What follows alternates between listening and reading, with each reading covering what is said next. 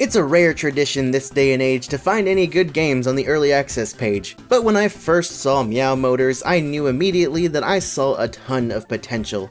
In a world full of early access games that barely pass as games, this one seemed to have a lot more to offer. Now, was I right? Well, fortunately, the developer ArtVostok was kind enough to give me a review code so that I could find out for myself. And as always, I'm here to give you my unbiased opinion of the game.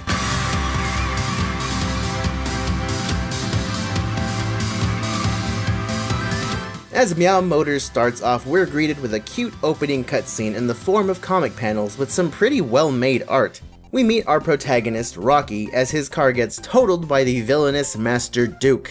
Master Duke is kind of a douchebag, stealing and collecting helmets from racers that he's beaten. He challenges Rocky to take back the helmet if he dares. Rocky will not give up, and thanks to the help of fellow racer Lily, we are able to get on the road and learn the basics of the game. Fortunately, there's a good sense of speed and weight, making drifting around sharp turns very satisfying. As you race, you build up an energy meter. This allows you to gain a boost of speed, leave oil tracks behind you, or charge up the weapons that you find on the track. You've got weapons like a machine gun, a shockwave, a force field, or the shark homing missile where the little fishy eats the cat. Well. How the turntables...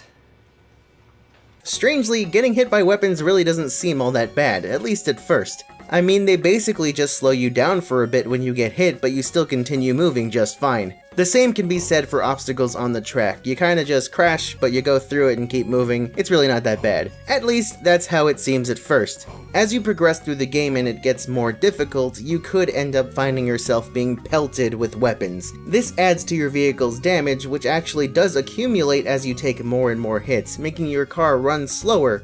That is, until you pick up a wrench power-up, which repairs your vehicle. The campaign has you take part in various events, earning stars depending on how well you perform. There is of course racing, but aside from that, you also have drift mode, where you drive solo, earning points by drifting. Longer drifts increase the drift multiplier, adding up to your score even faster. But crash into something while drifting and you lose all the points for that drift entirely. Then you have my personal favorite, Strike Mode. This is essentially a battle mode, where the goal is to wreck as many opponents as possible. Looks like the only thing Dora is going to be exploring now is Kitty Heaven. But if you end up wrecking, you lose a point, adding a nice sense of balance to the mode. I do think it's kinda neat that the weapons are laid out for you to see on the tracks as opposed to picking up random weapons in Mario Kart. You see the icon for the weapon you want to use, you drive into it, and what you see is what you get. It makes for more of a hectic Hunger Games style scramble to get something nice like the shark missile instead of something lame like the force field. Side note, I think it's kind of a funny coincidence that for as skilled and intimidating as Master Duke is supposed to be, it seems like I wrecked him more than any other characters in the game. You earn 1 to 3 stars for each event depending on how well you do, which unlocks the next chapter as well as more cars, weapons, and characters. You of course start out with Rocky, but then you eventually get to play as other characters like his adorable friend Lily, Lucky, and Rusty. I mean, just look at him. You look so mad. Wanna play with some friends? Well, fortunately the game does support 4-player split screen, which I am all for. But if you just bought this game and you're planning to jump straight into the multiplayer, be prepared to be pretty bored. You see, the really weird thing about this game is as you start off, you only have 1 weapon, 1 car, and 1 character. At first, I just assumed that the unlockables were to add some variety to the campaign, but no. Until you get far enough into the campaign, the multiplayer is going to be very bare bones until you unlock enough weapons and racers to shake things up.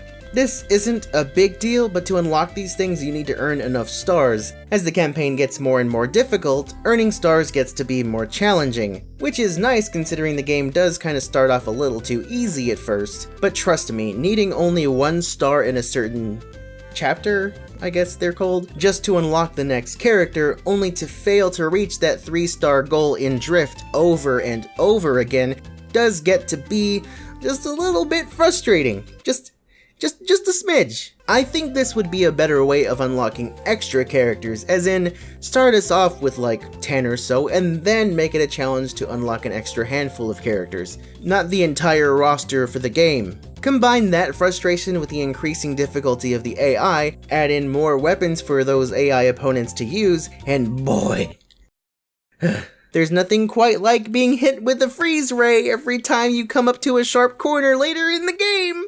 It's so good! I think those frustrations are what made me stop playing the game, at least for now. I entirely understand that this is an early access game. It doesn't feel like a game that's done, because it isn't. And it does lack some polish here and there. Like the fact that the menu shows an Xbox controller, which is what I was using, but the tutorial says L2 and R2. I mean, it's kinda weird. Plus the game is kinda samey in a lot of areas, and that really isn't helped by the fact that every cat has the same animation at the end of the races. Also the fact that the chapter selection screen uses the exact same picture of Rocky over different backgrounds.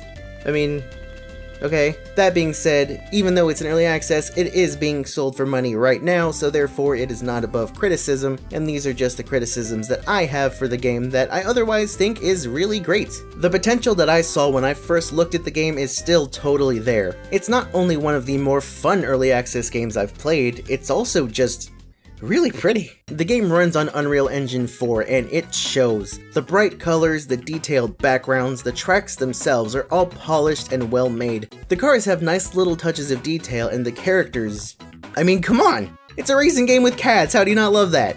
Just look at how cute they are. See, I told you he could drive. Jonesy, look out! Going into this or any other kart racer, it's really hard to not draw obvious comparisons to Mario Kart, but I'd say go into this without that. It's a kart racer, sure, but it's doing things a little differently, a little outside of the normal standard that Mario Kart brings to the table. Should you check out Meow Motors? Absolutely, but I say give it time. Whether you buy it now and continue to play it over time to see how it's changed, or you hold off and buy it once it's improved, I think you're gonna have a good time as long as you go in with the right expectations. If you're gonna be stuck on comparing this in your head to Mario Kart, it just might not be the game for you.